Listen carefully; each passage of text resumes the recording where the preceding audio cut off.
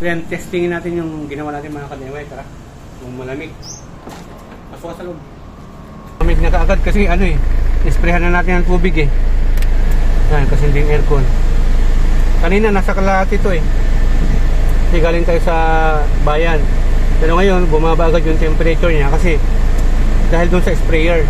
Yan o, spray ko yung wiper ya. Para sa wiper yung ginamit natin na switch. Yan. Yan, hindi sumasama yung ano, wiper. Pero yung nozzle, yung hose papunta doon. Diba? Ang magandang epekto nito sa loob ng sasakyan, hindi mahirapan yung air compressor mo. Mag-automatic ka agad, magka-cut off siya agad kasi malamig yung condenser. Pagka mag-high pressure yan, hindi siya nag-automatic yung compressor mo. Mag-high pressure, masisira agad yung compressor mo. And at the same time, hindi niya napapalamig kasi hindi siya nag-automatic. Okay? Tapos, ang isa pang advantages ng wiper nozzle sprayer na nilagay natin, hindi na siya magdadagdag ng init doon sa radiator. Kaya, mababa lang yung temp gauge mo. Kahit na malayo ka na, hindi niya nalampas ng gitna. Nasubukan na namin to sa kotse. So, ayan mga ka-DIY, nasa labas tayo.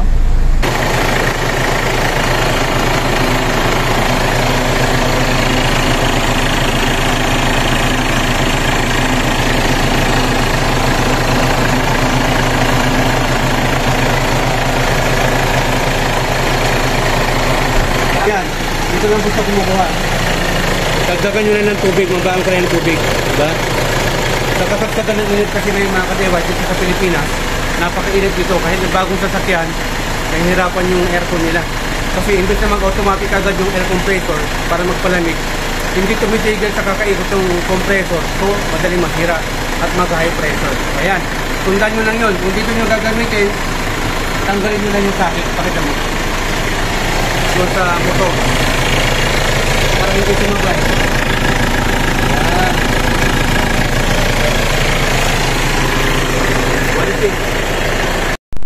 Hello everyone, it's me again, Burntam, DIY TV, panibagong araw at panibagong vlog na naman mga ka-DIY.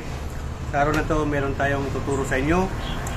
Magdi-DIY tayo ng water spray or nozzle water spray dito sa radiator or condenser ng sasakyan natin.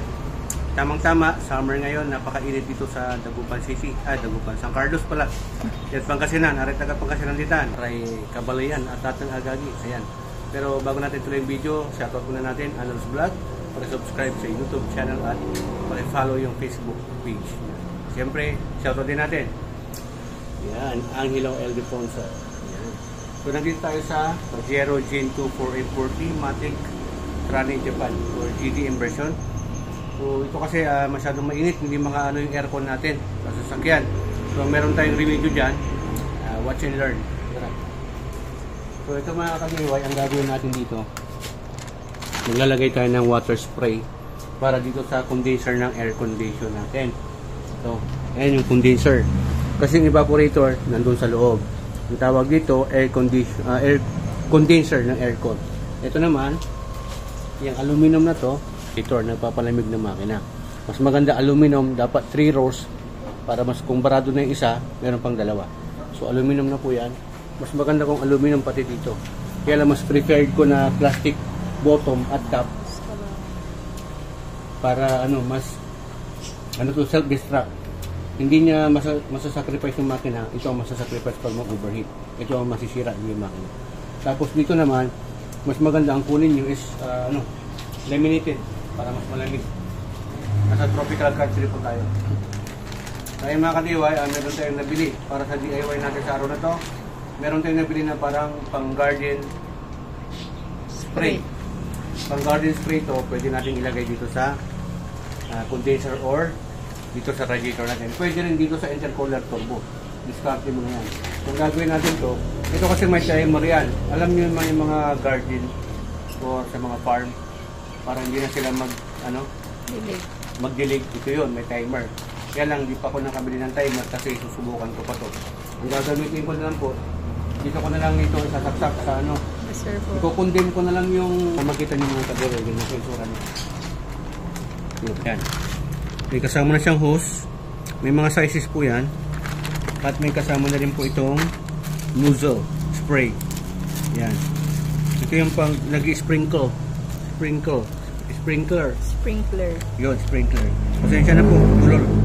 Yan. So ito yan, para dito po yan. Para kukuha po siya ng tubig doon sa reservoir. Tapos ito naman, putol-putulin po natin to. Ganyan. Dito din lalabas yung tubig. Okay? Yan yung teflon. Kaya mga kaniway, kailangan nyo na ng gunting at cable tie. Magkasama na rin pong cable tie yan. Watch and learn. Watch and learn. Trust the process. Pwede rin pong kung gusto nyo makatipid, pwede rin po ng ganito lang ang bibili ninyo. Ayan. Kung ilang piraso, 2, 4, 6, 7. Kasi yung isa para dito sa unahan to. May 10 po din yan, may 15 din po. At ito, nasa 6 meters. Pwede rin po kahit 8 meters, 10, 12. Mas maganda, mas mahaba para mas madami kayo may lagay. So ito, ang kinuha ko lang is 6 meters para matry muna natin. Dito mga kaliway, lagay mo lang ganyan, no? Shape lock lang po yan. Magsi-self lock na po siya. Okay? Diba, ang ganda. Ang gagawin natin, putol-putulan natin. Yan. Ito natin lalagay. Isprayhan natin yung water, yung condenser na. So, ganyan yung sura niya. Tatanggalin muna natin dito. Tapos parang ganyan siya. Pakuha naman ng water. Putol-putulin. Tapos isingit-singit na. Oo. Parang ganyan. Isura niyan. Pag naputol na yan, nakaganyan siya mga kaliway. I-ano natin dito. Iharap. Itong hose. Naka-cable tie. Tapos ikaharap natin ganyan. Itong sprayer. Mali ito. Nozzle sprayer niya yan. Yan nakaharap. Ganyan. So, sprinkler niya yan. Yung size o yung haba ng condenser 2 feet. So 6 na piraso yan, ganyan po yung isura niyan. Ang gagawin ho natin yan, puputol-putulan natin yung hose, ganyan. Kung anong gusto yung sukat, yung tama-tama lang.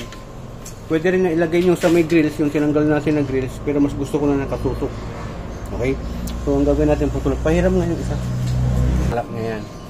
So ito ang gagawin natin, lagay natin. Pasok na lang ganyan. Kung gusto mong tanggalin yan, nagkamali ka, push mo lang yan, hugutin mo to. Hindi pwede, huwag mong pipilitin na huhugutin hanggang hindi mong pinupush to, masisira. Okay? So yan, hindi tayo magsimula. Ganyan. Dapat ready na yung cable tie nyo, tapos ganyan nakaharap yan. Cutter blade or any kind of cutter. Straight lang yung paggupit. Yan ho. Putol-putulin nyo lang po yan. Yan. So ganyan ang isura niya mga kadiway. Yan, pag naputol siya. Sinusukatan na po natin. Dito na tayo banda rito. Sama natin si Analuz, Kaway-Kaway, at si Angelo. Pangalan pa lang, good boy. So ayan mga kadiway, tapos na po natin. Yan. So dito, 6 po lahat to. Pwede nyo pang dagdagan to. Tapos meron akong tinutok dito. Dito sa oil cooler. Maganda dito, gawin natin, tanggalin natin dito, ibaba natin dyan, i-relocate natin kasi nagdagdag po ito ng init doon sa condenser. Yan. Tapos, ang ginawa po natin dito, ang plano po talaga, lalagyan natin siya ng sarili niyang water tank, reservoir. Yun. Tapos, meron tayong motor na nabili. Yan, surplus. Galing doon sa natin, kotse natin, dati. Wiper motor po yan. Ito yung sumisip-sip ng tubig. Tapos dito nakalagay yung hose para lalabas yung tubig. So ganyan po yan. Tawag. Ganyan. Ganyan sura niyan. Positive, negative.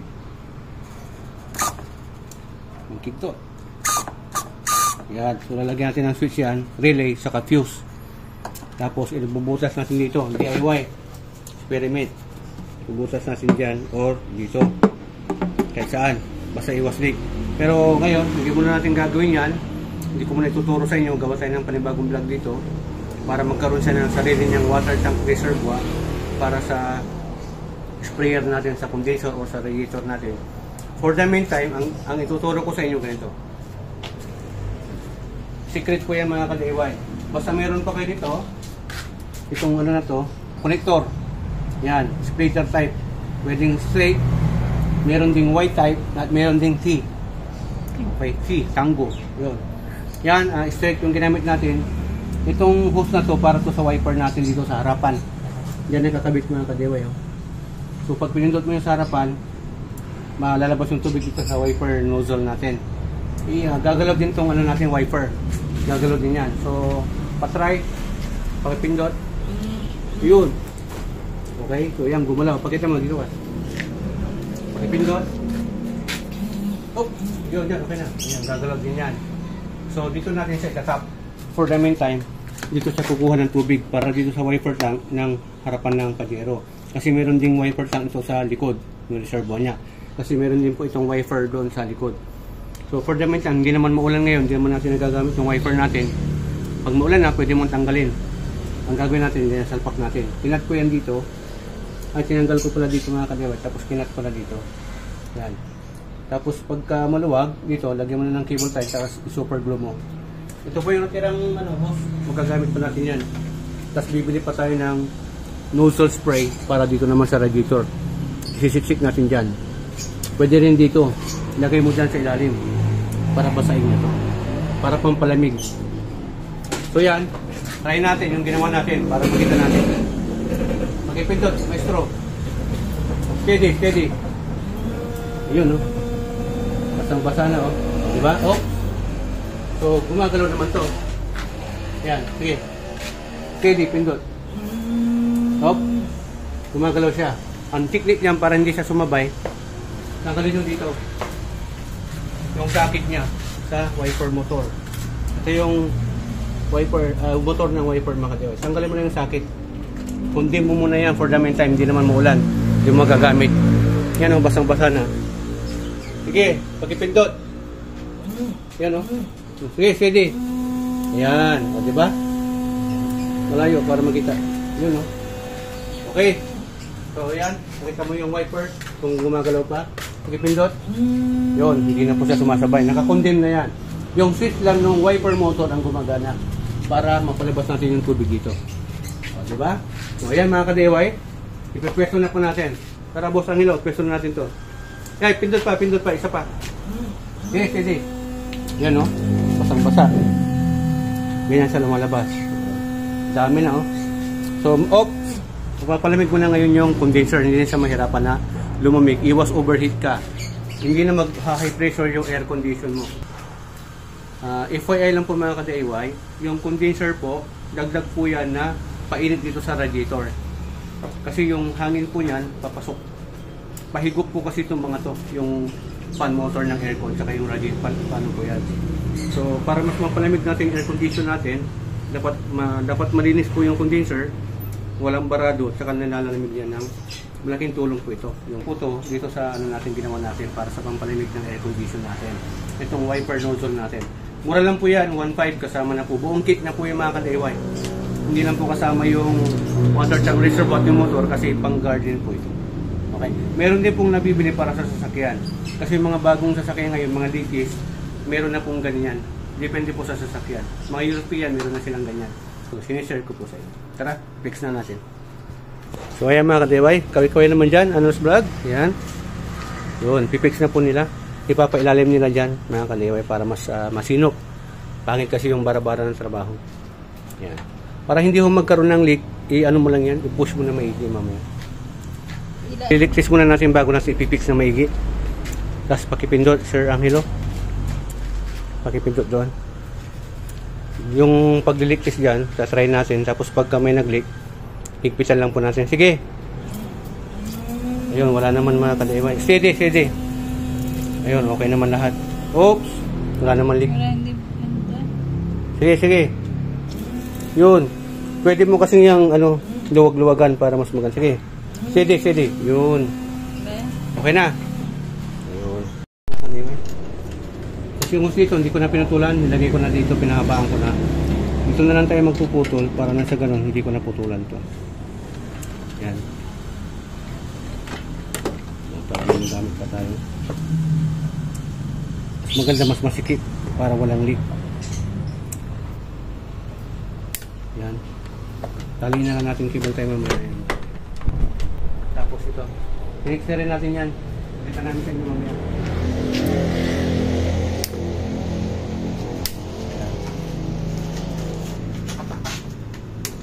Tapos, isa-try natin, pipindutin natin. Pakipindot doon, lo, para maipakita natin sa viewers natin. Steady, ha. Pakipindot. Yun, no. Lakas ng tubig, mga ka-DIY. Sprinkle niya. Oh. Tapos, tinapat ko rin itong isa dito sa may auricular. Sige. Sige, sige. Yun, ang lakas, oh. Oh. Pindot-pindot lang. Yun. Sige. Yun. So, ayan, no. Kikita nyo mga ka-DIY, oh. Basang-basa na yung condenser. Yan. Sige, steady. Yun, oh. Yun. Sige, sige. Sige, steady. Ganyan kalakas yung ano niyan, sprinkle niyan. Tingnan mo yung tumutulo ng tubig. Yan, ang lakas ng ano. So, malaking tulong yan. Ganyan lang yung pinagawa namin. Okay. Yan, kinakabit na po nila yung grill. Yan. Pwede nyo rin po dyan ilagay yung ginawa natin na nozzle spray para sa radiator or condenser. Pero ano, mas maganda doon ang katutok. Yan. So ayan mga ka-DIY, tapos na po natin ginawa yung wiper nozzle spray dito sa condenser natin sa Pajero 440. Dito natin dito tayo kumukuha ng source ng tubig sa wiper nozzle nitong wiper motor nitong front wiper ng Pajero natin. So pakita ko yung connection para mas maano nyo. Yan yung hose, oh. Ito po yung hose dito. Tinanggal muna natin pansamantala. Tapos nag-connect tayo dito, nag-joint tayo. May connector tayong nilagay. Tapos pagka maganda ho dyan, pagka maulan na, hindi nyo naman ito kailangan kasi yung tubig ulan na mismo magbabasa dyan sa ano, radiator at sa water, sa condenser, di ba? So balik nyo na ito agad. Pero kung gusto nyo na merong ano, may sarili siyang water reservoir or tank, buha kayo ng motor, either brand new or surplus. Ito brand new siguro nasa 500 lang kasi bibili ka pa nito. Ito surplus na itong mga to galing sa kotse ko. Yan. So yan, hindi ko na nilagay ito. Pero question pa rin, kung gusto nyo maglagay ng ganito, maglagay kayo. Pero maglalagay pa kayo ng switch or timer. May timer switch to na kung saan i-connect ka to doon sa pag nagsindi ka ng aircon, pag nagsindi yung compressor, yung air compressor ninyo, magsisindi din siya. Tapos may timer lang po siya. Mamamatay na siya. Okay? Ganun po yun. Pero kailangan maglagay ng relay at fuse. So ang sa atin, hindi na kailangan kasi ito na tayo kumuha. Make sure lang na ano yung tubig. Kasi pag wala, wala rin. Diba? Lagi nyung sisik yan. So, ganyan lang po mga ka-DIY yung proseso. Ano na yan, basic lang po yan. Para sa mga marunong, pero sa mga hindi may alam, at gusto nyo matutunan to, sundan nyo yung procedure. Ingatan po kayo sa pag-DIY dahil dito sa XPT, dalawa lang po ang meaning ng DIY. Do it yourself at destroy it yourself. Dito sa XPT, natuto ko na, nakatipid ka pa. Dahil sa XPT, series Caring. So ayan, paano muna? Ayun. Paalam. Maraming salamat. Tukal na pinaguri, Imber Tabs. Ayun.